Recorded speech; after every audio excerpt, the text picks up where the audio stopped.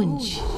रात के ठीक 1 बजे तेज बारिश और कड़कड़ाती बिजली में अपने घर की बालकनी में खड़ी सुमन खोई खोई कुछ सोच रही थी। अंदर आ जाओ ना। उसके घर के अंदर से आवाज आती है। तब भी सुमन काले अंधेरे में खड़ी न जाने किसका इंतजार कर रही थी, जिसमें से एक औरत अपने 2 बच्चों के साथ उसके पास वाले घर में लाल रंग की एक कार से उतरती है और बारिश में भागती हुई सामने वाले घर में चली जाती है। हेलो, कौन? मेरा कुछ सामान तुम्हारे पास है, लौटाओगी नहीं? आपका क्या सामान? कौन है आप? और मैं तो इस घर में कुछ सेकंड्स पहले ही आई हूँ। आपको यहाँ का नंबर कैसे पता चला? मम्मी, हो सकता है कि जो फैमिली यहाँ पहले रहती हो, ये कॉल उनके लिए हो। नहीं नहीं, ऐसा नहीं है। बाहर कड़कड़ाती बिजली एक अनजान आदमी के फोन ने नेहा को डरा दिया था। वो फौरन कॉल रख देती है। चलो बच्चों, कमरे में चलते हैं, मैं तुम्हें सुला देती हूँ।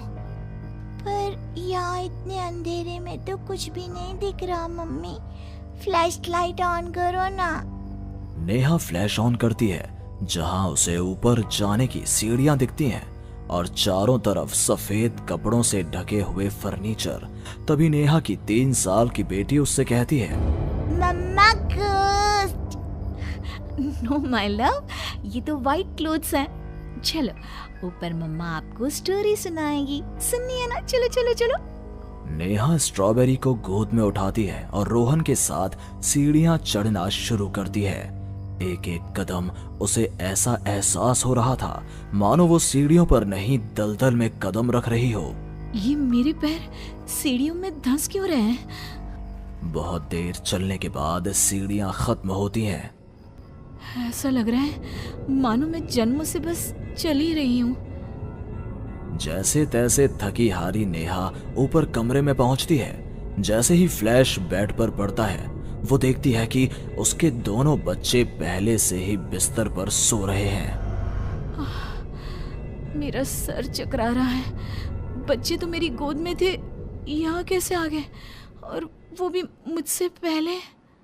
नेहा कुछ समझ नहीं पाती और बेसुध होकर जमीन पर गिर पड़ती है। अगली सुबह उसकी आंखें सूरज की किरणें चेहरे पड़ने से खुलती हैं। नेहा बालकनी में जाती है, जहां उसे सुमन अपने बालकनी में खड़ी दिखती है। ऐसा लग रहा था मानो सुमन रात भर से वहीं खड़ी थी। सुमन नेहा को मुस्कुराकर देखती है। हेलो, मैं यहाँ कल ही शिफ्ट हुई हूँ। मेरे हस्बैंड का यहाँ ट्रांसफ़र हुआ है। आसपास कहीं घर ही नहीं मिला, तब 40 किलोमीटर दूर यहाँ ये घर मिला। आप यहाँ पर कब से हैं? पता नहीं, सालों हो गए, यहाँ कोई आया ही नहीं। पर अब तुम आई हो तो राहत सी लगी। आओ ना घर पर। हाँ हाँ, क्यों नहीं, मुझे भी कंपनी मिल जाएगी। वैसे कल रात ना यहाँ कुछ अजीब महसूस किया मैंने।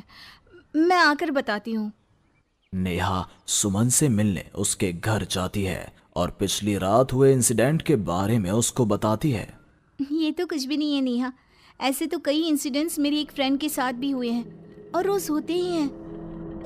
सुमन अपनी कार में बैठी अपने नए ठिकाने की ओर बढ़ रही थी। जंगल के बीच से गुजरती वो खुद से कहती है, ये सिविल इंजीनियर्स की लाइफ ना बड़ी मुश्किल है। कहाँ जंगल झाड़ी में रहना पड़ेगा। कार एक घर के पास रुकती है। लीजिए मैडम, हम आ गए। आपको कुछ जरूरत हो तो मुझे कॉल कीजिएगा, मैं ये बगल वाले घर में ही हूँ। सुमन घर के अंदर जाती है। डाइनिंग टेबल पर पहले ही खाना रखा हुआ था, पानी का ग्लास भी, टीवी ऑन ही था। ऐसा लग रहा था मानो अभी अभी यहाँ कोई था या है। चलो, कंपनी अच्छी है, सब अरेंजमेंट्स मेरे आने के पहले ही कर रखे हैं। सुमन खाने की टेबल पर बैठती है, जहाँ 5 लोगों का खाना परोसा हुआ था। ये 5 प्लेट किसके लिए सर्व कर दिया? हाथ है। सुमन अपनी प्लेट से खाना शुरू करती है और उसी वक्त बाकी 4 प्लेटों से भी खाना गायब होने लगता है।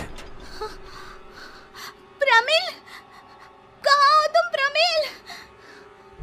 सुमन भागती हुई अपने ड्राइवर के घर पर जाती है। सुमन क्या देखती है कि प्रमिल जमीन पर गिरा हुआ है। फर्श पर हर तरफ खून ही खून।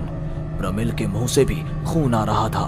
वो कराहता हुआ कहता है, मैम, यहाँ रूहें रहती हैं, ये आपको भी नहीं छोड़ेंगी। ये कहते कहते ही प्रमिल दम तोड़ देता है और सुबह के 11 बजे अचानक ही अंधेरा छा जाता है। चारों तरफ से अजीबोगरीब आवाजें आने लग जाती हैं। मम्मी, आई, अरे कोई खाना देगा क्या मुझे? अरे जी सुनिए ना, प्लीज प्लीज मुझे मत मारो। पापा बचाओ, ये लोग कौन है? सुमन अपने दोनों हाथों से अपने कान को बंद कर लेती है और जोर जोर से चीखती है। अचानक एक सन्नाटा चारों ओर फैल जाता है। सुमन प्रमिल के घर से बाहर निकलती है। चारों ओर घुप अंधेरा, वो भी कुछ देख नहीं पाती और वापस अपने घर की ओर लौट आती है। इससे अच्छी तो मौत होती, ये मैं कहाँ फंस गई। मम्मा गोदी। अरे सुमन, क्या मरने वरने की बात करती रहती हो? जाओ मेरे लिए चाय बनाओ। ये कौन बोल रहा है? तभी अचानक से घर की लाइट्स ऑन हो जाती हैं। सुमन देखती है कि वो किचन में है। उसके ठीक बगल में एक औरत, जिसके बाल उसके चेहरे की ओर थे, गैस के फ्लेम में अपने दोनों हाथों को पका रही थी। तुम कौन हो? कौन हो तुम? और यहाँ क्या कर रही हो? इनको बहुत पसंद है मेरे हाथों का खाना, तो मैं भी चखवा दूं क्या? कर्कश आवाज में ये कहती हुई वो औरत झट से सुमन के हाथों को आग में डाल देती है। सुमन चीखती रहती है, पर वो औरत उसके हाथों को नहीं छोड़ती। तुम्हारे पेट में एक बच्चा है ना, सुन लिया मैंने। और औरत ये कहती सुमन के पेट पर हाथ फेरने लग जाती है और उसके पेट में हाथ डालकर मांस का टुकड़ा बाहर निकाल कर खा लेती है। मेरा बच्चा। ये तो कुछ भी नहीं, उधर देखो। वो औरत दीवार की तरफ इशारा करती है। दीवार पर खून के ऐसे धब्बे थे मानो नवजात शिशुओं को उसी दीवार पर पटक पटक कर मार दिया गया हो। तभी वहां लगभग 5 साल का एक बच्चा आता है। उसका शरीर पूरा सफेद और आंखें काली थी। माँ, भूख लगी है। वो औरत अपने आग में सेके हुए हाथ को वहीं पास में पड़े चाकू से काटकर बच्चे को खाने को दे देती है। सुमन तो समझो अब मर ही चुकी थी। इतना कुछ देखने के बाद कौन ही जिंदा रह सकता था। अब उसका शरीर भी गवाही दे रहा था। एक कदम भी चलना मुश्किल था। वो दीवार को पकड़ पकड़ कर बाहर हॉल में आती है, जहां डाइनिंग टेबल पर 5 लोगों को बैठा देखती है। बिना सर का एक आदमी टेबल पर अपने बीवी और 3 बच्चों के साथ बैठा था। सभी सुमन की ओर देखते हैं। मम्मी, तुम मेरी मम्मी बनोगी। यहाँ हमारी जैसे बहुत से लोग रहते हैं, बहुत सारे। फिर उस लड़की का क्या हुआ? वो अब जिंदा है? हाँ, उन लोगों को एक जिंदा इंसान भी चाहिए था, जिसे वो रूहें रोज मारे, रोज।